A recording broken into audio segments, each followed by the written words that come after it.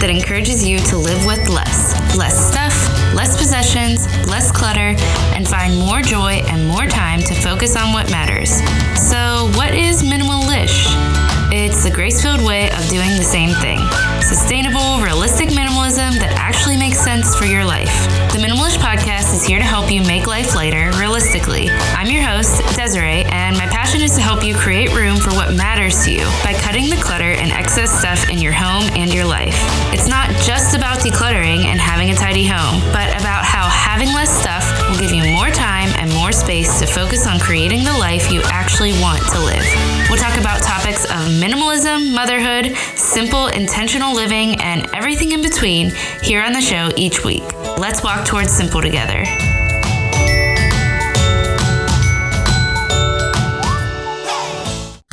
Hi friend, welcome back to Minimalish. I am so excited that you're here today. I am going to be sharing a guest interview with you with Courtney Carver, who I was honored to speak to. She's the creator of Project 333 and the author of Soulful Simplicity, and we're going to be talking today all about the concept of being less busy and saying no, and of course, we'll be talking about Project 333, which, if you don't know what that is, it's about simplifying your wardrobe, which is a game changer. So we're going to talk all about that today. I hope you know how grateful I am for you, and I have a word from a listener to share with you today before we get started.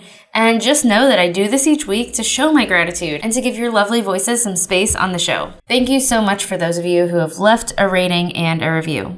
I just wanted to share this review today from Brazil 305.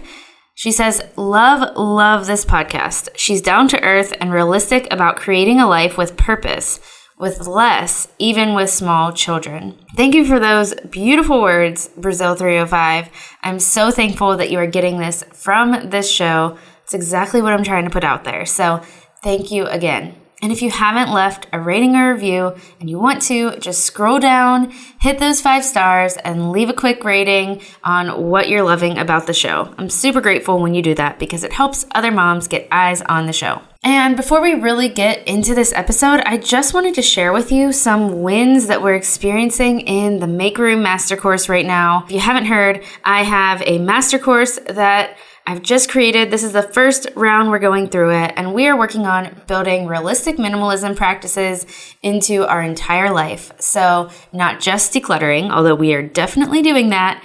We are starting to get to that point in the course where we're digging deeper into simplifying our schedules and simplifying our mindsets. And I just wanted to kind of take a minute to shout out to the lovely women in this group taking this course that are having so many wins right now. I mean, one of the moms even recently had an experience where she worked with her daughter and talked with her to find a solution on Lego storage, which is amazing because, no one wants to be walking around seeing these giant Lego creations all over their house or stepping on little Lego pieces. And I just had to kind of give some space on this show for these lovely women who are just making amazing strides and having huge success in this course. They're working so hard and they're just incredible. So I just really wanted to share that with you because it brings me so much joy. All right, let's get to today's episode, today's interview with Courtney Carver. So if you don't know who Courtney is, she's helped hundreds of individuals create more simplicity in their lives through her tiny wardrobe tours and her book, Soulful Simplicity. She's the creator of Project 333, as I said before, and she's going to talk a lot more about that in this interview today. Courtney demonstrates how the power of simplicity improves our health, builds more meaningful relationships, and relieves stress in our professional and our personal lives, and she invites us to close the gap between inspiration and actual action. She's definitely going to inspire you to action today. I love her straightforward and simple approach to actually making things happen. And I know you're going to love it too. So let's get to this episode. Hi, Courtney. Thank you so much for being on the show today. Thank you. I'm happy to be here. Can you start out by just telling our listeners, if they don't know who you are already, just who you are and what you're about and what you do? Sure. Well, I have a blog called BeMoreWithLess.com and a book called Soulful Simplicity, and both are based on my journey back to health through simplicity. That's kind of it in a nutshell. But additionally, I am married and I have a wonderful daughter and live in Salt Lake City and love to hike and ski and travel and all of that fun stuff. So I would love to know what led you to embracing a life of less. So a little bit of your story. What did the process of journeying to a more minimal life look like for you? Yeah, it started back in 2006 when I was diagnosed with multiple sclerosis. And it was really, a building up for years, but the months leading up to the diagnosis, I was under a lot of pressure at work. I was doing some volunteer activities. My life was super stressful. I was in a lot of debt and I wasn't feeling well. And I had a lot of fatigue and vertigo and I just didn't know what was wrong with me. My face was tingling. My hands were numb.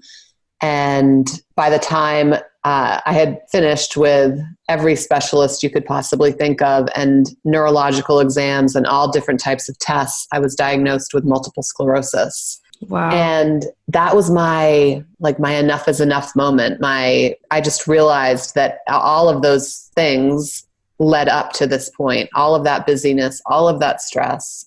And I'm not saying that caused the disease or not. There's really no way of telling that.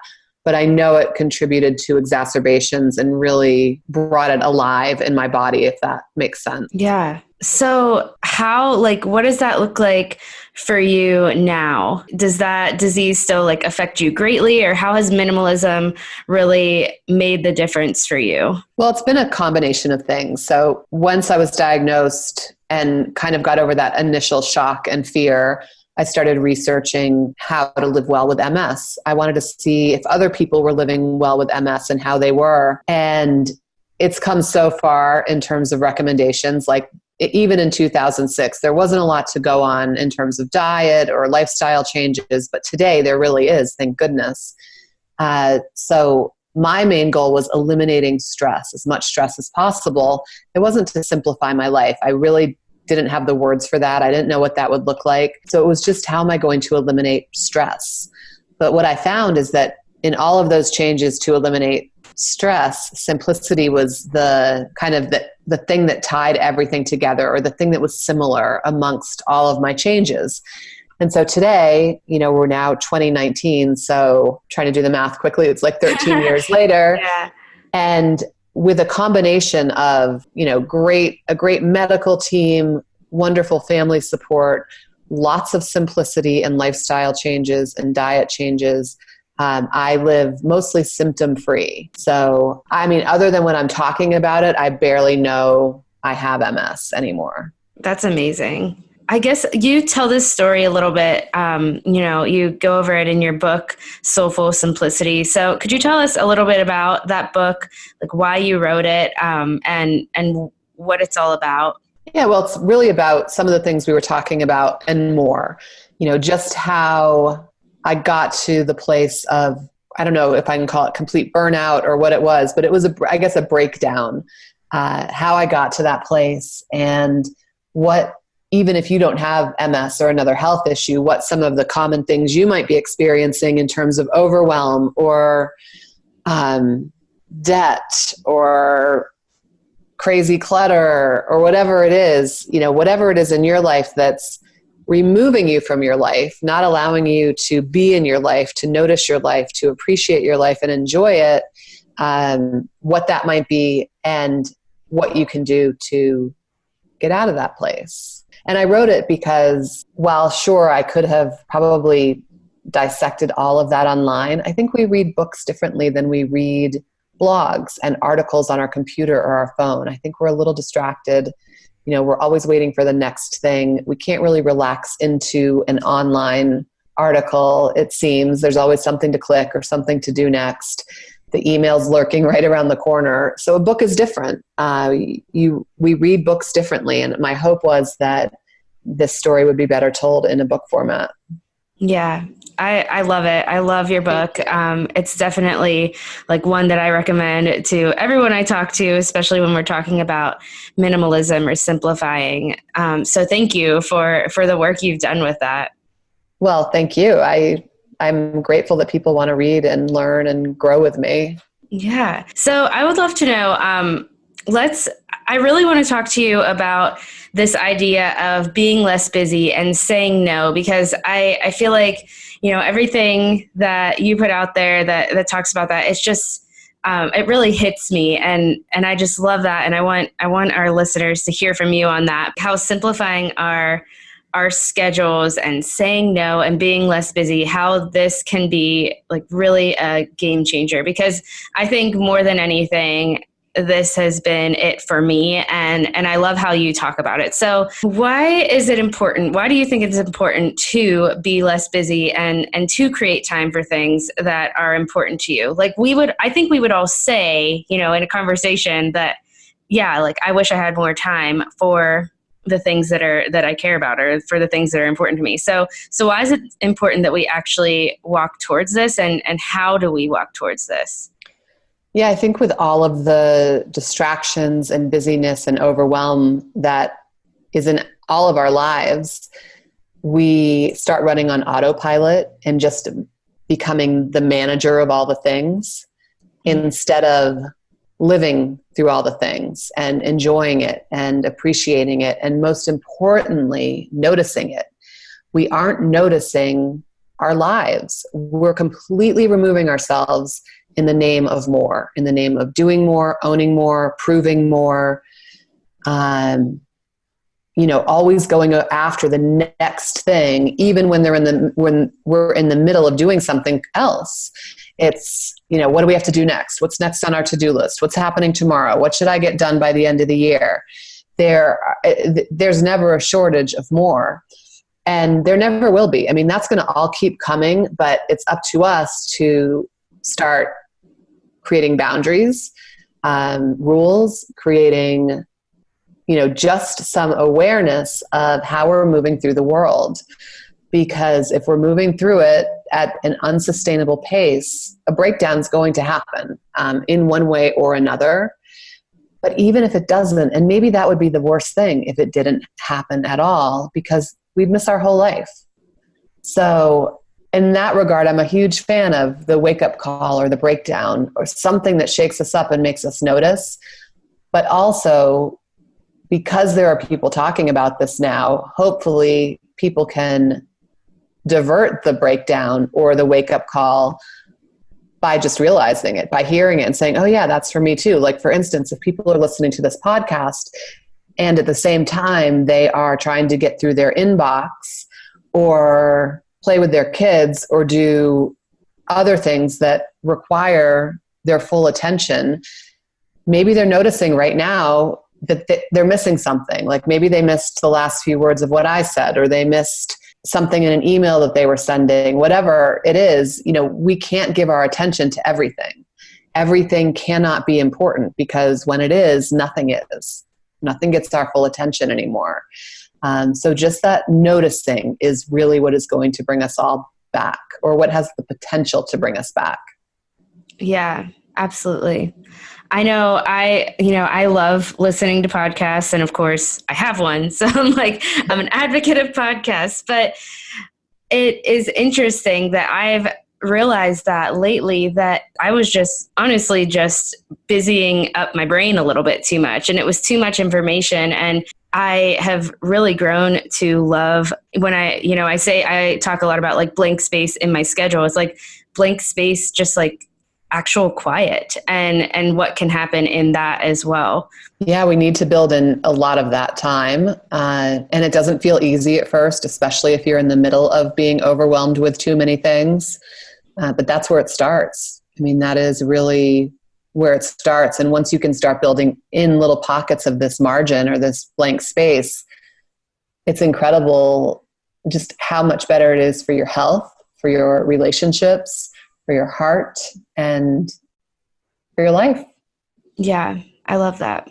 Okay, so like you said, it's hard at first. So how do we, I guess, get over the awkward phase of that? Especially when it involves, I guess, maybe not just like the literal doing two things at once, like we were just talking about, Yeah. but what about when it involves like saying no to someone who's asking us maybe to do something for them that's just maybe not in our strong suit or in our lane, or, saying no to something that we typically volunteer for, or saying no to a friend for some reason. Like, how do we get past that awkward phase when maybe in the past we've busied up our schedules so much with things, and now, we're trying to say no, but it feels hard, or it feels mean, or it feels awkward. How do you get over that? Well, I think instead of getting past the awkward phase, we have to get past getting past it. And what I mean by that is, so what if it's awkward? So what if it's uncomfortable? So what if we don't know what we're doing? Let's be willing to go through it and not try to get over it, because it's all that trying to bypass it that is not allowing us to do it. So we're trying to bypass disappointment. We're trying to bypass the pain of saying no, perhaps, whatever it is. All of those things are survivable. So let's get over getting over it and just go through it. That's really the simplest approach, in my opinion. And the more you do it, honestly, the easier it gets, the more comfortable it gets. But that's not even the point. The point is, if you will just go through it, you can have what you want. Right. That's so good. I love that. And it's true that, even when we talk about things like decluttering, like so many of the questions that I often get, and you can probably relate, are just like, I don't know how to start. I don't know how to, move forward with this, or I'm too overwhelmed with even the thought of it. But that's so true, that once we actually are in it, like in that awkward phase, or in the thing that felt hard, it's survivable, and it's good. Like, emotions that we don't necessarily want to experience, just because we don't want to experience them doesn't make them bad. Yeah. And I think all of those comments or questions about where to start, or I don't know where to start, could really be replaced with I don't want to start, which is fine. I understand that. Making any new change can be uncomfortable, and you might not want to do it, and that's okay. But with something like decluttering, it doesn't matter where you start. And you can start somewhere. Like, you can put stuff in a box and walk the box out of your house and give it away. That's it. Even though there are some very extensive how-to books on decluttering with great formulas and recommendations, and they can be really fun. The fact is, you do know where to start. You just don't want to. And I think we can even say that and then still get started. Like, I don't want to start, but I'm going to, because I want to have some space. So I write about this in the book, that you have to do things you don't want to do so that you can do the things you want to do. And it sounds simple enough, but we forget that. Yeah, absolutely. On this podcast, a lot of listeners are moms, not all of them, but a lot of listeners are moms. And I know, like, throughout your entire journey with this, you've been a mom, right? You didn't. I have. So I would love to hear kind of your thoughts on creating time, and the importance for moms to create times in their day for themselves. Because I think, I have recently gotten some pushback when I talk about, create time in your day, and, just the idea that it's not that easy, and it's just too hard to do. It seems impossible. So what are your thoughts on this? Yeah, well, I should say my daughter is grown and out of the house. She's 24. But this all started when she was, I guess, probably 11 or 12, in terms of us starting to simplify our lives. And I can tell you, there were a lot of times that I thought I was there for my child when I wasn't there for my child. And it wasn't until I started taking time for myself that I really started making time for her and understanding the difference between being there and being there. So yes, you take care of your child and pick them up from school, or send them with lunches, or take care of their needs, but are you connecting? I think that's the question that moms who don't have time for themselves are asking, because I would think it would be almost impossible to connect with your kids if you can't connect with yourself. And you cannot connect with yourself without a little bit of space and time for yourself. That doesn't mean, again, it's easy to do. And in some ways it might feel counterproductive. Like if I take time for myself, I'm taking time away from my child. But maybe if you took some time for yourself, the time you gave to your child would be more meaningful. Yeah, that's so good. And I think, I know that I've experienced that with a very young child who demands, my full care. I've realized personally that if I wake up earlier and I can, spend time on the things that, and really connect with myself, like you said, and really take care of who I am, and then also ask for help, if I need to do that. My time with her really is just so much more, connected. And so I love that. I love that idea, that we can't connect with our children as well if we're not giving that time to ourselves as well. It doesn't mean it happens every day or even every week, or there might be moments that you're going through where things are particularly challenging and you can't do that. So when you can do it, that's obviously the time to do it, so you can establish a little bit of resilience for those times when it's simply not possible. Yeah, that's so good. All right, friend, if you're into this whole simplifying your life thing, which if you're listening, I think that you probably are, you're not going to want to miss this. Do you ever feel overwhelmed by the idea of meal planning and meal prep? Because I know I do. And today's sponsor, Prepdish, is really going to be your answer. Prepdish is a meal planning service. They'll send you an email with a meal plan, grocery list, and prep ahead instructions every single week so that all of your meals are ready for the week. You can choose from gluten-free, paleo, and keto options, which makes eating healthier so much easier. There's no guesswork when it comes to actual mealtime each day because you will have prepped ahead using the instructions they send you each week. And for a mom, I feel like this is basically a lifesaver. This is such a time saver for all moms, especially those of us that might be in a little bit of a busy season. I've been loving Prepdish specifically because it is giving me more time for the things that I actually care about doing and less time stressing over meals. The best part, Allison, the founder, is going to offer listeners of Minimalish a 2-week free trial that's literally 2 weeks of meals planned out for you, grocery list and prep included, for free. Head to prepdish.com/minimalish to try it out. That's prepdish.com/minimalish to try it out. I'm seriously so excited for you that you get to try Prepdish out for free. All right, let's get back to my interview with Courtney. So I guess my next question is, if you could kind of it might not work for everyone the same way, obviously, but if you could give some kind of, not necessarily step by step, but maybe just even the first step into how we begin reclaiming our time when we feel like we have no time, or reclaiming our lives when we feel like we've busied it up with so much just because we've said yes to everything. I guess what's the first step in the direction to having and creating space for truly living? Yeah, I think the first thing is to really notice, pay attention to how you're actually spending your time and to what you're busy doing versus believing all the stories that you tell yourself about how busy you are and how much time you do or don't have.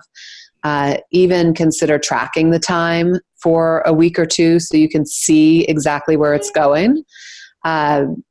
Because if we're really overwhelmed and trying to do too much at once, our energy, I guess, is really diluted in how we're approaching all of these things. So it may be actually taking you longer than it should, only because you're trying to do too much. So you might be able to see little places in there that you can, if you were to refocus, that you might be more effective and therefore save time.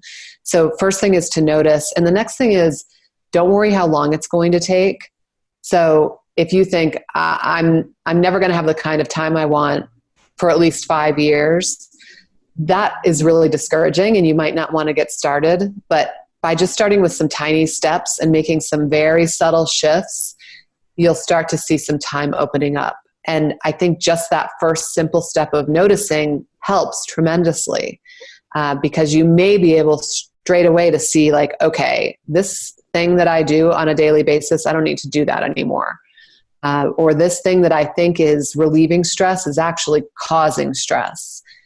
For me, a great example of that would have been shopping. Like I spent so much time shopping, even if I was with my daughter, but I didn't need to do that. I thought it relieved stress, but when I was really paying attention, I saw that it was stressful. Absolutely. I can thinking of shopping stresses me out now. I felt like a little bit of stress right there thinking about it, because I can relate to that. I used to shop all the time, even from the time I was a teenager. I can remember like spending all of the money I would earn in my little jobs shopping.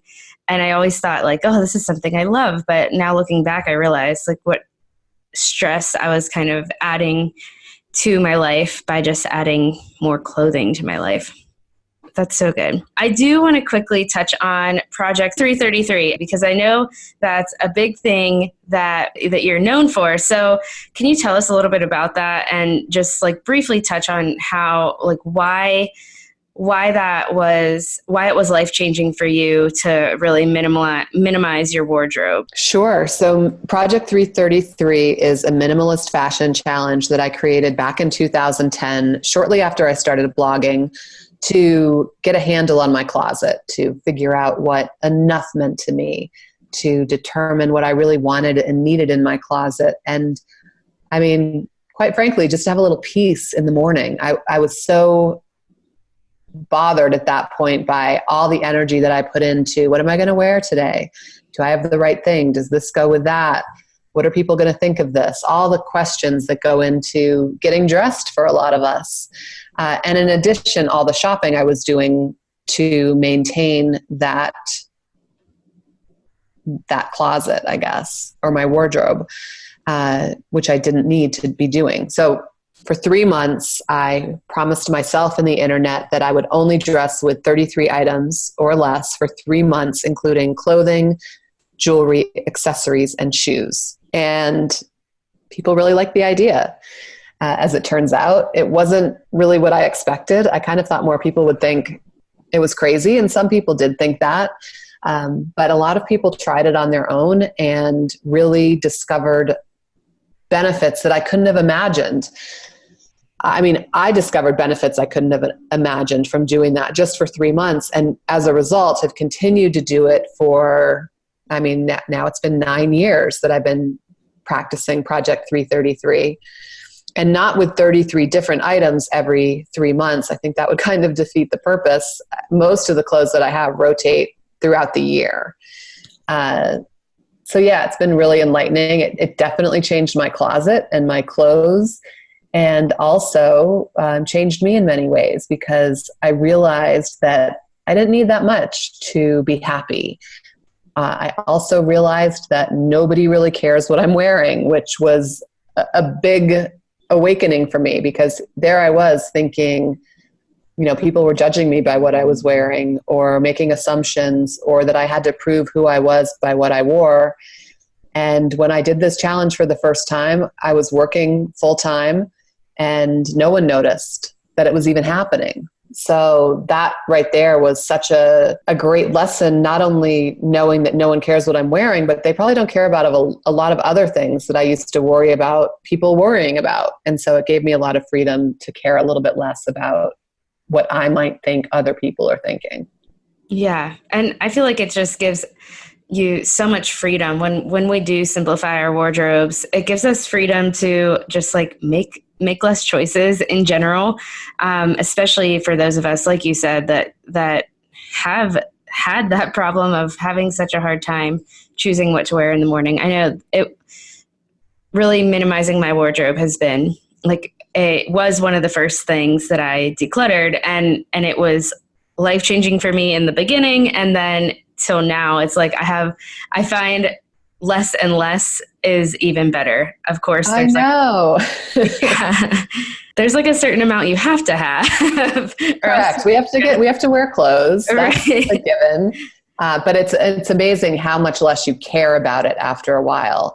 And when you see that, when you're devoting your time and energy and money and resources to things that really matter to you, how like the simpler I can make the closet, the better. Yeah, absolutely. Okay, so I have 2 questions that I ask every guest. The first one is, what is something that you're simplifying right now? Right now, I am working on simplifying plans for my book tour and launch for 2020. So I have a new book coming out about Project 333, and there are so many fun opportunities to consider, and I want to do all of them. Like that's my first thing is, oh my gosh, I have to do all of these things. And then as I start digging in, I realize that there's no way I can do all of those things and be healthy and enjoy this time. So I'm just in the process of simplifying and figuring out which options make the most sense and how to make this an enjoyable book launch and not a stressful work thing, because I didn't go into business for myself to create more stress. Right. Yeah. That's awesome. And that's exciting that you're releasing a new book next year. So it's about Project 333. Yes, that's the name of the book, Project 333, the minimalist fashion challenge that proves less is so much more. That's exciting. I'm excited about it. Yeah. Feels like the early stages, but really we're quite far along. The book is finished. I've finished my part in terms of writing. And so now I'm planning a tour. I'd like to be able to visit a bunch of cities next spring with the book and perhaps my tiny wardrobe. And yeah, it's just everything's kind of happening as it should. I think because it's my second book, there's a lot less stress in terms of what to expect, or not stress really, but just that uncertainty of like, okay, what happens next? That I've got sorted out, which is great. And I'm just looking forward to getting the idea of the challenge into more people's lives, because it's been so beneficial for people. Yeah, I love that. And that I would love, so does Project 333, it's still like, it goes on now, and how do people get on board with that and involved with that right now if they wanted to? Yeah, so there's a calendar that I go by and a lot of people go by, which is January through March, and then April through June, July through September, and October through December. But people can really start anytime they want. I recommend these dates just because it's quarterly, it lasts for 3 months, and you can kind of try it through all different varieties of weather, which is great. And to do it, all the information's on my website on bemorewithless.com. And there's lots of information on Instagram as well. I've got a few closet tours posted on my IGTV that you can watch. And we're also starting a new Project 333 Instagram channel, which will be just 100% Project 333. That's so cool. I love it. I admittedly, have not tried Project 333 yet, but I've thought about it several times. And now hearing you talk about it more, I'm like, okay, I really need to just dive into this. And, I have minimized my wardrobe quite a bit, so I don't think it would be terribly hard to get down to those numbers if I'm not there already. So now I'm excited to try it. The funniest thing is the hardest part about the challenge that I hear from everyone is thinking about the challenge. So because we forget that it's only for 3 months, if that's how long you want to do it for. And we make all these big assumptions that I couldn't get to that number, or I have all these weather issues or weight issues or whatever comes up for you. But it's only 3 months. And that goes by so fast. And I can almost assure you that at the end of the 3 months, you won't want to go back. Yeah. Okay. So my last question that I ask every guest is, what is something that you can't stop talking about right now, or something that you're loving?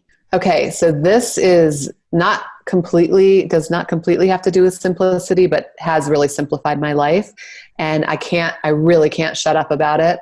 I was taught how to do transcendental meditation in March. Oh, wow. And I am just very, very excited about it. I've been doing it for a little over 100 days, and I'm meditating 20 minutes a day, twice a day, which I know sounds like a lot. Yeah. And I have meditated for more than a decade, off and on, with different techniques. And this one is different than anything I've ever done. It's so easy. It's so relaxing. It feels so good when it's happening, even though that's not really the point of it. But I really think it's something that will always be in my life moving forward. Like, I can't imagine not doing it.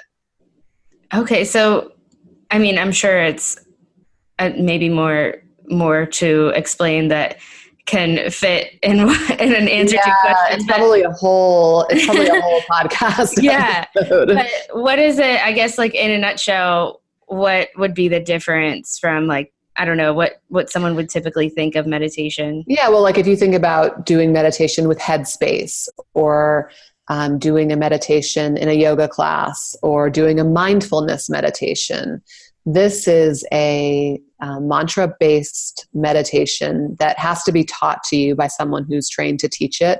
And it's a one-on-one teaching. And then, so for instance, I learned it on one day. And then for the next 3 days, it was a group class each day. And now I can go back and do other classes or not. It's something that I have everything I needed right after the very first day. But it's just something that I highly recommend people look into. It's pretty phenomenal. And it's one of the most researched forms of meditation in terms of health benefits. So mental health, physical health, it's very interesting, at least in taking a look. There is a bit of a misconception, I think, I was under it, that it's very expensive to do. It can be, but it is based on a sliding scale. So it's in line with whatever your income is. And so you can have that conversation with a local teacher. And I believe if you go on their website, can you see how crazy I am? I'm not affiliated with them in any way. I don't make any money by talking about it. Yeah. But if you go to their website, you can find somebody locally who does like a class, not a class, but a session to ask questions and preview things and decide if it's for you or not. Okay, that's so interesting. Well, thank you for talking about that. Because thanks for asking. Yeah, I've honestly never heard of it. Well, where can our listeners find you online and, learn more about all the things that you do? I am most places online at Be More With Less. The social platform that I engage most in is Instagram. And then my website, BeMoreWithLess.com, has anything that you would like to know. Awesome. Thank you so much. I recommend to all our listeners follow you on Instagram for sure. I love the live videos that you do.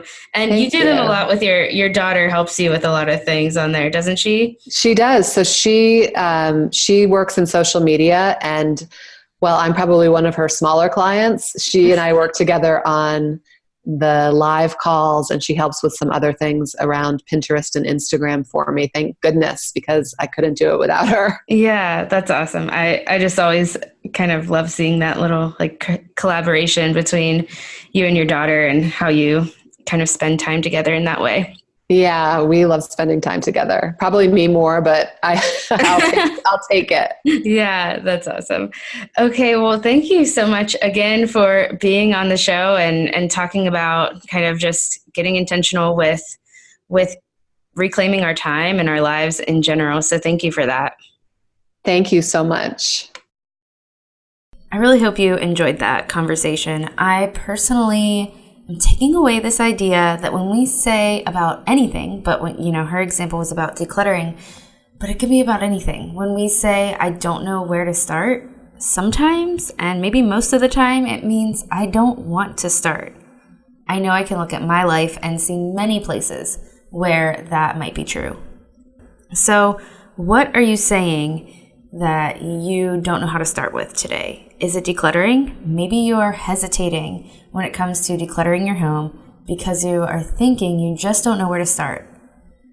But like Courtney said, you do. You know how to do this. You know the simple process that it would take to put things in a box and get them out of your house. So start today with a drawer or with some random box in your basement or the cupboard underneath your sink in the bathroom, and just start going through it. Stop making that excuse that you don't know where to start because it's overwhelming, and just move forward. Realize that maybe you don't want to start and move past that, because that's a real feeling, but you can get past it. You're totally capable. You are fully capable of doing that, friend. If you want help in this, I have a resource for you. It is my simple step-by-step process to just getting started with realistic minimalism that actually works for your everyday life.